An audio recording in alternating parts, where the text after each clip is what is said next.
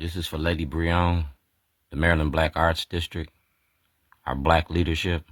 Racism don't work without black cooperation. Y'all read the diary of Anne Frank? Well, this is the story about Shorty and the Democratic and Republicans in the state of Maryland. Y'all made me famous for toilets, and I'm gonna run with that shit. That's the shoe shine box about the school to prison pipeline. Fox 45, David Smith, Armstrong Williams. Y'all's investment portfolio is tied to the prison industry, the Department of Corrections. So I was making a documentary about the Department of Corrections. I gave you letters from a Birmingham jail, just like Martin Luther King. I gave you the campaign to public shame, just like Martin Luther King. I gave you the good kind of trouble, just like Martin Luther King. I applied for Martin Luther King's job on February the 2nd, 2011, and y'all locked me up, making a movie about Baltimore and against the law.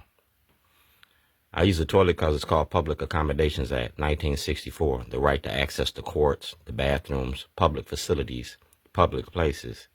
So that's Governor Westmore and our delegates. If you go to Vanessa Attenberry, she got all my paperwork, and I got her on film when I did it. Everything I did, social media for social change. I don't need 1 million people to march. I need 1 million people to pay attention.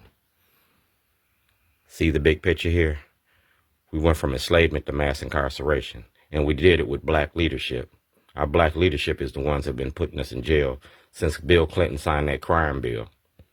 So if you go to our black leadership and get my paperwork, go to Corey McCrae, go to Kalen Young, he asked for exoneration. Go to President Trump, get my exoneration paperwork. Like I said, from mass incarceration, from enslavement to mass incarceration, we still doing it. And we doing it with black leadership. Governor Westmore, you got my paperwork for exoneration. You signed the Second Chance Act?